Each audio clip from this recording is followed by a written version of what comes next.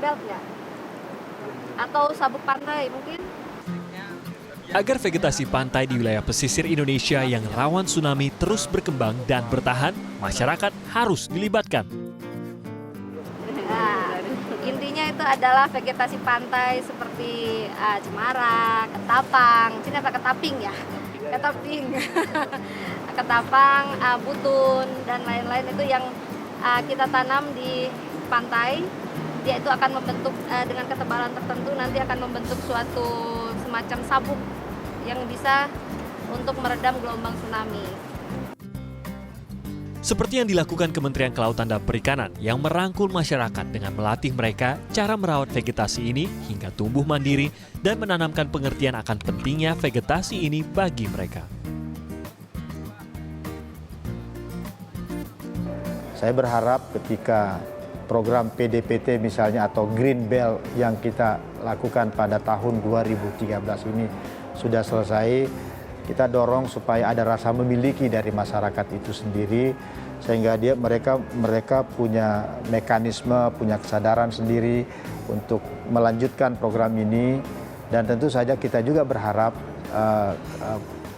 aparat pemerintah di level desa, level kecamatan, bahkan kabupaten tetap peduli terhadap program ini sehingga mereka bisa meneruskan meskipun pemerintah pusat sudah tidak lagi memberikan fasilitasi. Proses pengembangan vegetasi pantai ini sebenarnya cukup mudah.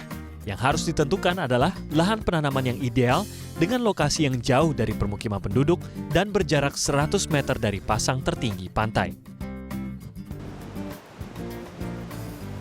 Kemudian menentukan vegetasi yang akan ditanam. Dibandingkan vegetasi pantai lainnya, cemara laut cukup populer. Selain mempunyai daya tahan yang baik, dengan akar yang cukup kuat, pertumbuhannya pun cukup cepat. Terlebih cemara laut yang telah tumbuh tinggi menambah keindahan pantai dibanding vegetasi lainnya. Tahapan kegiatan dalam penanaman vegetasi pantai, kita awali dengan satu adalah membuat lubang ya. Ini udah kita lubangin dalam 30 cm. Terus medianya kita campur dengan pupuk organik, bisa menggunakan pupuk kandang. Campur dengan pasir yang tadi kita gali. Ini kita campur. Ini adalah pupuknya. Perbandingannya adalah 1:1, yaitu antara pasir di sekitar tanaman yang hasil galian tadi dengan pupuk 1:1. Jadi satu pasir, seandainya 1 kilo pasir berarti 1 kilo pupuknya. Jika ditanam dan dirawat dengan baik, vegetasi pantai tidak saja menjadi pemecah gelombang tsunami, tetapi juga sebagai penyaring pasir dan air laut yang terbawa hembusan angin.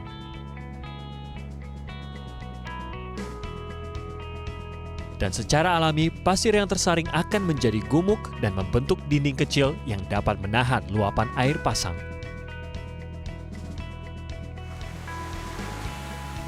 Besarnya manfaat vegetasi pantai mulai disadari masyarakat wilayah pesisir lainnya. Sebagian wilayah kosong di Pantai Sasak, Pasaman Barat mulai ditanami bibit cemara laut. Begitupun di Pantai Masang, Kabupaten Agam.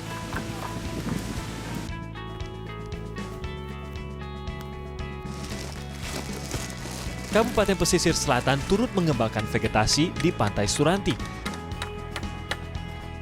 Mengingat letaknya yang hanya berjarak 60 mil laut dari Kepulauan Mentawai yang pernah dihantam tsunami tahun 2010 lalu.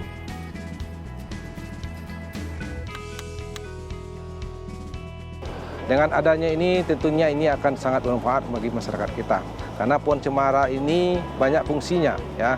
Pertama, dia akan bisa menimbulkan gundukan pasir baru sehingga ini bisa mengurangi abrasi pantai. Kemudian tentunya juga kandungan CO2. Dan kalau dia sudah besar, dia bisa menjadi benteng. Nah, itu yang kami katakan tadi, benteng kalau seandainya tsunami itu terjadi, ini adalah penyaring utama dari gelombang yang datang yang menghantam dari Mentawai akibat dari patahan kedua gelombang ini, sehingga kalau memang hampir di seluruh pantai kita yang ada di pesisir selatan dengan panjang 234 km ini ditanami dengan tumbuhan termasuk salah satunya cemara laut, tentunya ini akan mengamankan jumlah penduduk yang jumlahnya 608.000 jiwa tadi. Pantai Kataping yang rusak oleh aktivitas pertambangan pasir pun mulai memperbaiki lukanya dengan menanam vegetasi pantai. Namun mitigasi tsunami tidak hanya mengandalkan program Greenbelt semata. PDPT adalah program pengembangan desa pesisir tangguh yang juga dijalankan oleh KKP. Program ini bertujuan mengembangkan infrastruktur, mulai dari pondok informasi, jalur evakuasi, hingga jembatan penyeberangan. Sekarang ini di negara kami, negara Sumatera Barat, itu sedang dilaksanakan kegiatan PDPT, itu membangun jembatan dengan dana 42 juta. Itu sangat bermanfaat untuk masyarakat kami dan juga negara kami. Dan juga kami sebagai ketua kelompok sangat berterima kasih sekali kepada pemerintahan pusat juga pemerintahan kabupaten yang telah memfasilitasi untuk membantu pembangunan negara kami. Dan juga manfaat dari jembatan ini adalah untuk memperlancar ekonomi masyarakat dan juga untuk memperlancar untuk masyarakat nanti kalau datangnya tsunami dia bisa lewat di sini kan, ini kan jalur evakuasi tsunami.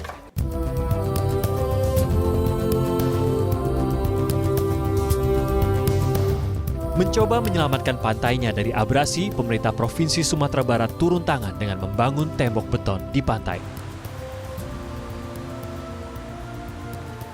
Di pantai Muko-Muko, abrasi telah merusak jalur lintas pantai barat Sumatera. Pemprov Bengkulu pun akhirnya mendirikan tembok beton di sepanjang garis pantai. Pemerintah tentu berperan penting untuk memitigasi bencana di sepanjang wilayah pesisir pantai yang rawan tsunami. Tapi kepedulian pada lingkungan kita sendirilah yang menjadi penentu. Bagaimana menjaga tanah dan air kita agar generasi yang akan datang bisa hidup di tempat ini ratusan hingga ribuan tahun ke depan.